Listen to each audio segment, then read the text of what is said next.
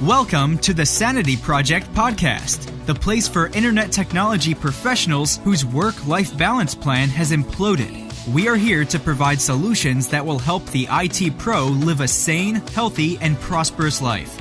Here's your host, Joanne Victoria. Hi, this is Joanne Victoria with another episode of the Sanity IT Project podcast. The Sanity IT Project podcast is a platform for experts in the self-help and self-improvement communities to share their wisdom, expertise, and solutions that will help the IT pro live a sane, healthy, and prosperous life.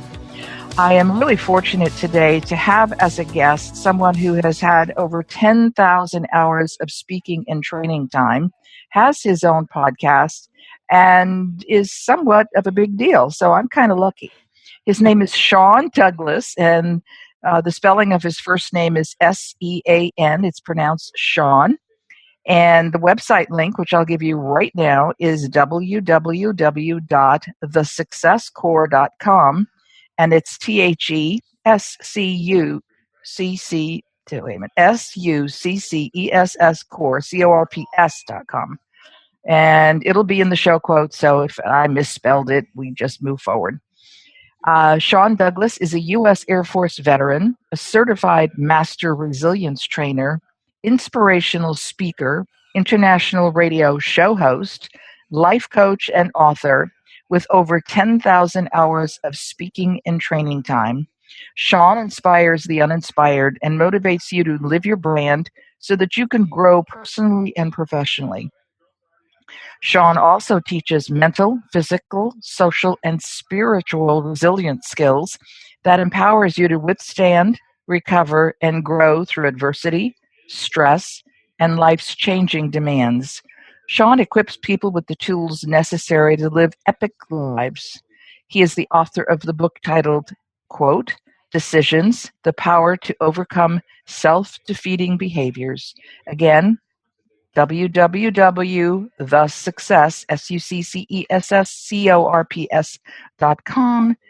And Sean will now tell us a little bit about his experience in the U.S. Air Force and what he will be working with you today, which is resilience skills to empower people to live epic lives. Welcome, Sean. Welcome to the show. Thank you. I'm super pumped to be on the show. I'm super pumped to have you here. Never knew it could happen. Right. Yeah, well, I'm so beyond excited to connect with you and your audience to empower them, just to live their best life, to live the epic dream life that they've always dreamed of. It is possible if you have the right set of tools and the right set of skills. Well, what are the tools that we need to live an epic life? So living an epic life is about living in a state of peace and calmness, but also creating a buffer for challenges that are inevitably going to come. Everybody is going to face adversity. Everybody is going to face some kind of hardship at some point in their life, whether it be a death in their family, you make a bad financial decision, you're changing jobs. Sometimes the workplace that you work in, the environment that you are working in is not conducive for someone's creativity. So they struggle with fulfillment. They struggle with relationship fulfillment, financial fulfillment. And some people or most people want to succeed. Nobody wakes up in the morning and says, I'm just going to fail at everything today. I'm just going to fail. I'm just going to suck because just sounds like something to do. Like nobody does. Everybody wants to succeed. Everybody wants to live an epic life. God, we hope so. Yes. But how? When we talk about being successful, like how did you be successful? Well, I met this guy Ralph. How do people do it? So the way that I tell people to do it is you have to, number one, create and cultivate an attitude of gratitude. Have to, because your mindset and what you think, feel, and believe, basically thoughts, feelings, and beliefs will drive all of your reactions, plain and simple. I'm not even going to sugarcoat it. What you think, feel, and believe will drive your reactions. So if you look at what's going on today in politics, what's going on today in different high pressure cooker items, with police and government and right. What happens is people think, feel, and believe a certain way, and they're convicted by those, and then they do really, really crazy things. When if you don't really care about it and you're like, well, I don't know, it's not like we're debating movies. Right. You know what I mean? But when you have thoughts, feelings, and beliefs that are so deep rooted, people would do anything to keep those values at the forefront of everything they do. So thoughts, feelings, and beliefs will always drive reactions. And when you should all over people, like you should do this or you should do that, children should be seen and not heard. Right? Everybody says children should be seen and not heard, right? Well, when you should all over people, you absolutely ruin the relationship. So don't do that. Yeah, most recently you brought up politics. Most recently, and the most recent election in our country, people were so reactive to it and so should about it that, especially on Facebook, which is where I do some of my marketing, that I had to stop talking to these people because I don't read newspapers anymore. I used to subscribe to 3. I unsubscribed. I avoid news as much as possible. I'll handle pop culture to a degree because that amuses my part of my brain. But all of this other stuff just gets you into people who are just so fixed.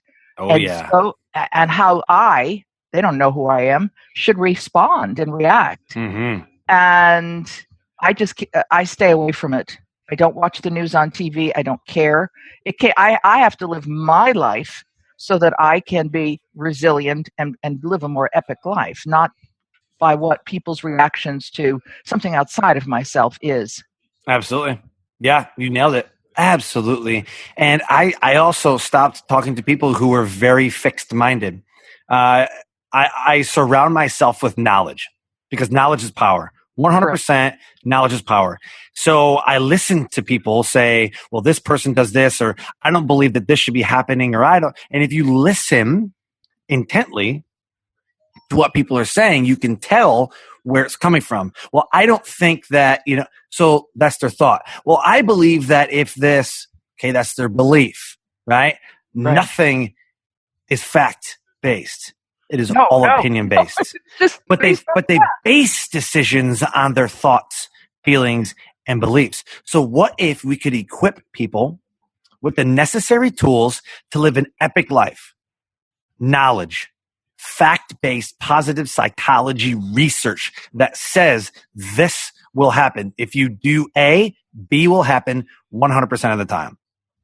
But they don't want to do it. And that's what I try to show people. I remember they just flashed on something. I was in the gym, whatever. This was a long time ago, and this incident occurred, and I was on the treadmill. This woman next to me was on the treadmill, and she was closer to the mirrored wall. And she said, "Oh, I can't stand looking at myself." And then I said, "Then don't look." Yeah. And she took it as an insult, but that was the truth from my perspective. If you don't like what you're looking at, don't look. Don't put your hand on the hot burner. You know what will happen. Yep. Absolutely. Absolutely. And that goes into your fight or flight response. I love cognitive behaviors, and you can really tell a person's internal thought processes based on their cognitive behaviors, which is their outgoing, how they act based on their thoughts, feelings, and beliefs. And so it just, I watch everybody. I'm a people watcher, not like a stalkingly weird, creepy dude. But like I watch people and I'm like, why are they basing their decisions off of this? Or why are they acting a certain way, or why? And you can tell the people who are fully informed that will say, nah, that's not correct, because this is what's going on here, here, and here, and here. It could be anything. It could be not even politics. It could be anything. And then you hear the people, no, that's not correct because I know, because I believe that. It's like, nope. Again, those are your opinions. Those are not everybody else's shared opinions, so that gets a lot of people in trouble. But I was saying before, building an attitude of gratitude comes down to hunting the good stuff in the adversity and in the hardship that you're facing at that moment, right? So you hunt the good stuff. And the way you do this, and I love the how, I'm a how person. Sure. If I say, hey, you want to learn how to make $1 million? Like, yes. How to make $1 million? Like, be happy. Like, that's it. Okay, but how do I be happy? Do I just smile? I gotta get, like, I'm a meat and potatoes guy. I'm nuts and bolts. Like, I've got to know, like, step one, do this. You know what I mean? So step one is count 3 blessings a day for the next 66 days. There's my call to action. Count 3 blessings for the next 66 days. Science behind that says that 14, 21, 7, whatever number they come up with, it all comes down to 66. If you do something 66 times or 66 days consecutively, you train your brain to develop a new habit. So if you can count 3 blessings for the next 66 days, you'll wind up with 198 different blessings that you're thankful for. So at the dinner table, and we have a no phone, no device, no TV, Thank God. nothing at dinner table. My wife is like, she'll murder my face if I try to be on my phone, which is really, really complicated depending on when dinner is, because dinner can be anywhere between 5:30 and 7. If it's at 5:30, I'm starting my radio show on Wednesdays. So we're like, okay, let's push it to like 6:30. So we eat, like, when I'm off the show, she's like, now let's go. I'm like, yes, ma'am. You know, some days have her doing that. Right? Yeah. This is all her idea. I can't take credit for this. She's like a no device, like no nothing. Like let's 1 hour a day. And so that's our time to talk. That's our time to. I asked my daughter yesterday. I said, how was school? She's going through some summer camp stuff. I said, so how was it? Because when am I ever going to ask her when it was? So This is our time to sit and talk. So it's part of the attitude of gratitude too, because we're being thankful for spending time together. Time and money are 2 things that people will willingly never give up. Never. Anybody want to give me $50 right now? I'll give you my email address. I'll give you my PayPal. You can send me $50. I would love that. But nobody will do it, because time and money are 2 things that people will willingly never give up unless you have the whiff of mentality. What's in it for me? Right. So if you ever want to see what somebody values, go ahead and look at their calendar for the past 30 days and go look at what they spent money on for the past 30 days. If you look at my calendar, I've got a lot of radio shows, podcasts, a lot of business stuff, because I'm building, my business. I'm building my company. I've got a radio show and all that. If you look at my money, it's got some business stuff on there, but it's got, we just went to the movies this past weekend and we go out to dinners. So my money says I value family. My calendar says I value business. I value relationships. I value knowledge, because I'm buying books. So you can tell what people spend money on and what they spend time on is what they value the most. So if somebody tells me I value family, but you don't schedule it, then you're lying. Or if you don't spend money on it, you're lying. You don't really, if they say, hey, every Thursday is game night, then you can tell me, yes, I value family.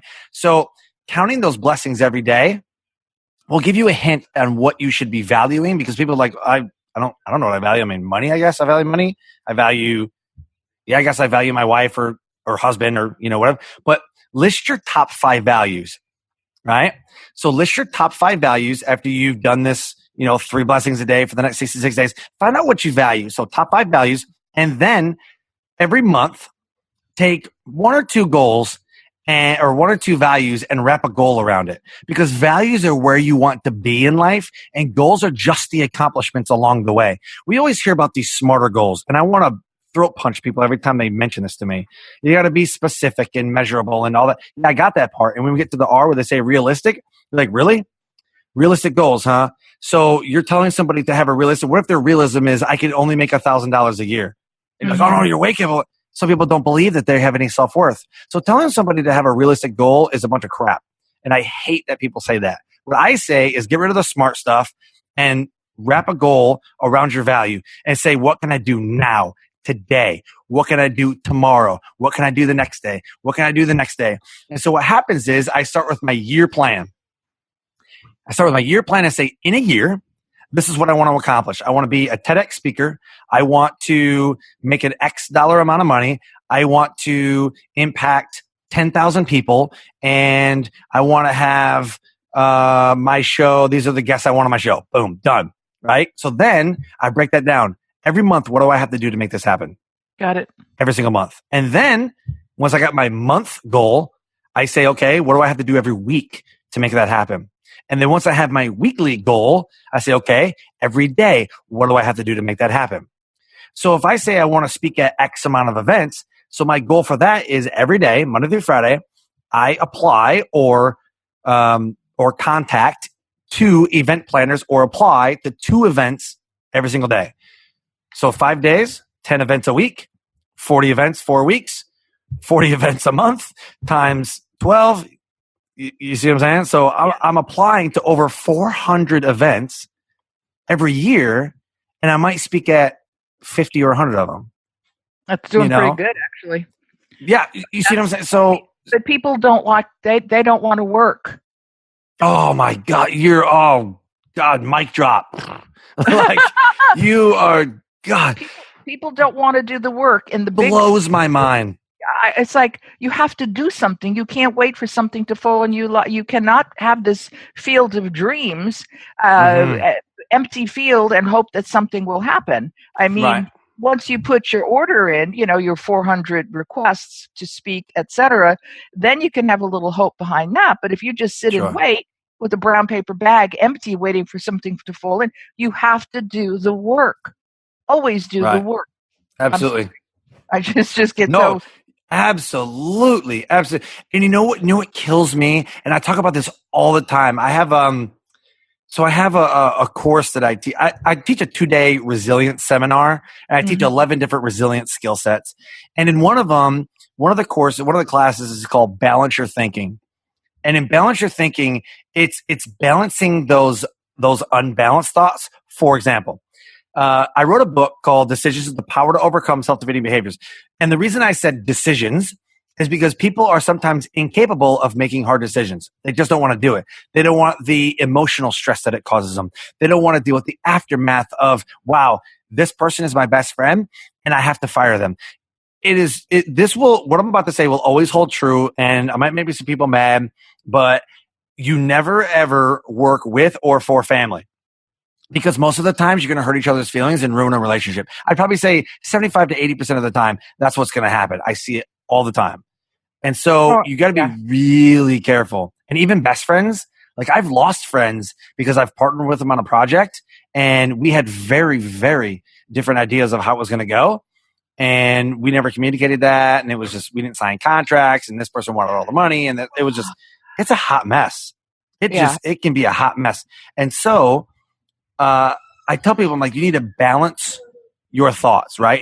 And so how you balance your thoughts is first, you need to gather all of the evidence. For example, if you and I are going to apply for the same job and I see you high-fiving the person who's going to hire you, right?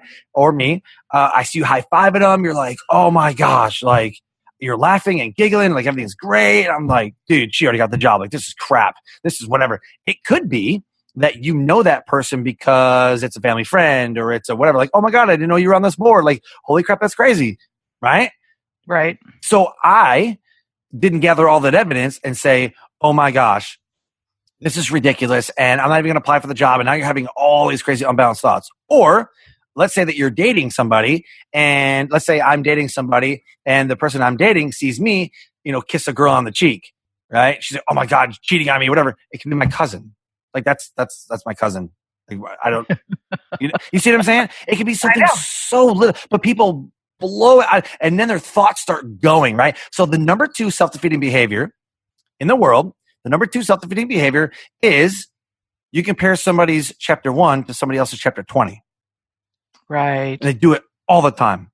How come that person has that girlfriend? How come that person has that husband? Or how come their business is so much more successful? I started a podcast. How come I don't have 1,000 weekly listeners? How come they have 10,000 downloads? And I mean, I've been in it for 2 months and I haven't made a dime. Like, how come I can't get those awesome guests? Because you have to work for it. Yeah, the comparison shtick and the low confidence level that supports that has been detrimental. It is currently detrimental to our society on many, many levels. You're putting it in your words, and I'm seeing people just fail because they don't even start because they have this list of 100 reasons why I am going to fail. And they don't even put their toe in the water to just give it a test because their confidence level, I don't know why, but that seems to be the biggest issue. And I know that if you teach resilience, you deal with confidence in that word, using that word or another word. But this is what their issues are, is they don't believe in themselves to think they even stand a chance. Absolutely. Nailed I mean, it. I read Wired, I read Fast Company, I read Inc., and I'm looking at that, and there are times, I must say, that I will go, son of a gun. Right. Everybody does it. Everybody does it. Yep. I have a friend named Bears Jahanian. Real great guy. He's a mentor. I mentor him. He mentors me. Like, we're real good buds. And he sent me a picture. He's like, bro, guess who just gave me a testimonial on my brand new book? And guess who just interviewed me? Jack Canfield. Wow. So he sends me this picture. I'm like, son of a. Yeah. I didn't have Jack Canfield look at my book and give me a testimonial. Like, come on. You know what I mean? And then here's what it is. You have to gather all the evidence, right? I'm like, what? Like, how did this happen? So I'm the guy who says how, right? I'm the how guy. He's like, oh, well, my mentor is, Jack, what's his name? Malinchak. I was like, oh, wow, great speaker and great mentor, And he's like, well, that's my mentor. And he opened the door and like, cool. Well, I got doors open for me too. I talk to Greg Reed all the time. Greg Reed is the author of 3 Feet from Gold, Stickability, Thoughts Are Things. Those are his books. He's a millionaire keynote speaker, Greg Reed. I also talked to Frank Shankowitz, who is the founder of Make-A-Wish Foundation. Other people are looking at me going, whoa. And I'm like, oh, no, it's nothing. it's fine. We downplay our stuff all the time. But I turned around and I saw Jack Canfield with him. I'm like, oh, what the heck? This is, I mean, I'm happy for the guy, and I told him, I was like, man, it's great, but I find and I look for this, right? I find myself going, oh, man, I wish I could, oh, there it is. There it comes. Yep. I wish, right? I wish I could be that. Man, how come I didn't get, right? And okay, I need to stop that like right now. So the second thing you need to do to balance your thoughts, okay, gather all the evidence, right? And the number 2 thing, okay, is there a double standard? Is there a double standard?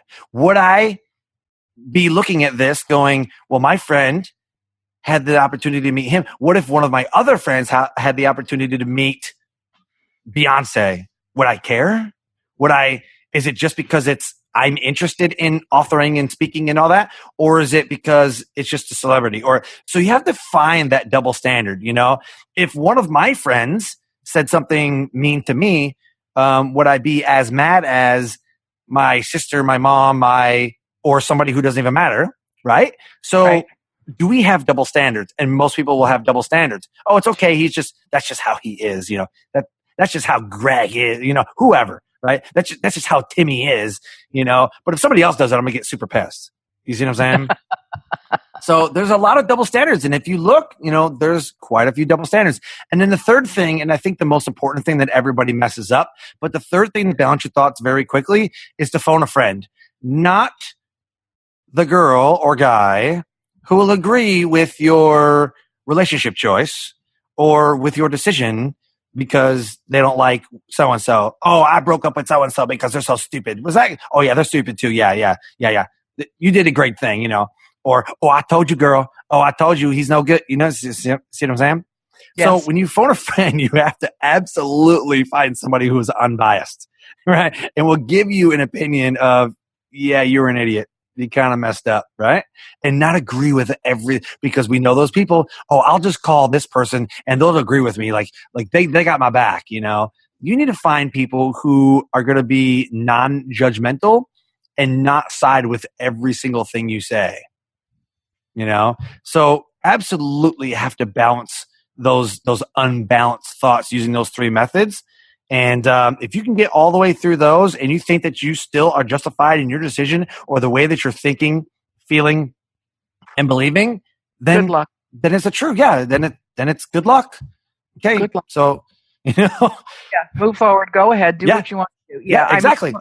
Calling a friend who's going to tell you the truth, not what you want to hear, is pretty valid to me. This is what I do. I mean, if I'm in a situation, whatever it might be, pricing my new product, whatever, and I'm surprised at the responses that I get that are, oh, okay, like I'm not charging enough, or no, I shouldn't worry about that. I should do this instead, and so on and so forth, because you need someone who is mature enough, smart enough, filled with heart and love to tell you that truth. Other people might just be, jealous of you anyway, and they're just going to know about you and then come sideways at you and go, oh yeah, you were right in doing that. Ha ha ha ha, under their Right? breath. Oh yeah. Yep, I've That seen that. happens a lot. Oh God, yes. Yep. It's the way the world works. It's like being on Facebook from time to time. You see how the world works. It's pretty scabby. It's not nice. For the most part, fine. But when you see that underlying current of how can I tear you down, it's disturbing. Mm-hmm. I Yep. I just say they're all idiots and move on. Yep. Move on. Absolutely. There's no time left for that. You can't waste Yep. your time. And So the go number one ahead. self-defeating behavior that people exhibit, you do it, I do it, everybody does it. I would probably say, nine, because there's always a chance, but I'd probably say like between 95 and 99% of the Uh-huh. people in the world do Go ahead. exactly this. Number one self-defeating behavior is to count other people's blessings and not your own. You drive by an awesome house, it's $1 million home. You're like, oh, I wish I had that house, or, oh man, I wish I had that Mercedes, or I wish my kids were. Anytime you say, I wish, you're counting their blessings. So like, I wish my kids were that well behaved. Oh, I wish you know what I mean? And then you look at your kids and you're like there's a 14-year-old and everybody, I think pretty much everybody has heard of this kid. His name's Caleb Maddox. It's like 14, 15-year-old kid, and he's making like $100K a year. And it's like, oh, whatever. That's not true. That's a lie. I know for a fact that it is. I've talked to enough people and talked to the dad and enough people that says, dude, no, this kid has published like 5 books. Sure. He's absolutely crushing it. And so people they look at their own kids like, my 14-year-old kid picks his nose and gets D's in school. Like, why isn't my kid that awesome? You know what I mean? So like they look at other people in the world, like other successful people, and they look at themselves and goes, yeah, I'm not capable of that. Like they're just so much more successful than me. And yeah, but look at what they're doing though. They're working every day towards that one goal based off of their values. You take your values, you wrap a goal around it, and you say, what am I doing today to make it happen? And then tomorrow, what am I going to do? So your goals are, what am I doing now? What am I doing soon? And what am I doing later? You need to prioritize your steps. What can I do today to make this happen? What can I do tomorrow and the next day? What can I do weekly? Every daily goal equals a weekly goal. Every weekly goal equals your monthly goal, equals your year. And then I learned that you get less done in a year than you think and more done in 5 years than you actually think. Huh. So I have a 5-year plan, a 1-year plan, and then all my weekly, monthly, and my daily goals.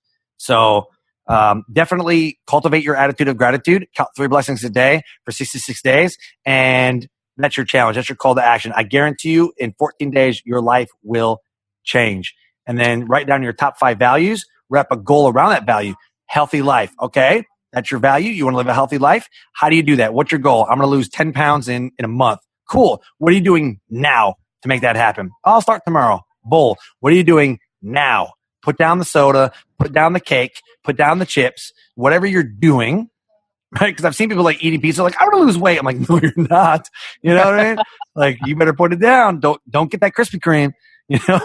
Like, what are you doing today, right? And then see where you're at.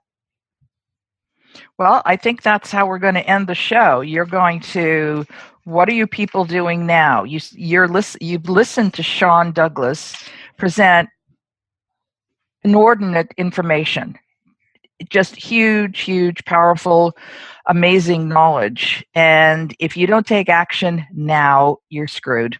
I'm just telling you that right now, because this is the problem we have in our society. People bitch and moan about what somebody else has, what somebody else is doing, as Sean has said in his words today. What do you want? What do you want? That's always my bottom line with a client or a prospect that comes to me. What do you want? Why do you want it? There we go. We start from that and we move forward. So what do you want? I will ask people to go to iTunes and give Sean Douglas, if it's published, you're seeing it right now somewhere. Go to iTunes and give Sean a lovely written review. Give the Sanity IT Project podcast 5 stars. You can also go to my website, askjoannevictoria.com, and sign up for a free book called The True Self Handbook, a guide for transforming your life. And go visit Sean's website link. It's www.thesuccesscorps.com. SUCCESSCORPS.com. And if you really want to email him right now because you're so excited about what he's told you, it's Sean, SEAN, at thesuccesscorps.com. And until next time, listeners, take care. Bye-bye. I hope you enjoyed this episode of the Sanity Project podcast. Please go to AskJoanneVictoria.com and continue the conversation on her podcast page. And get a free copy of her book, The True Self Handbook, a guide to transform your life. That's AskJoanneVictoria.com. Take care, and thanks for being here.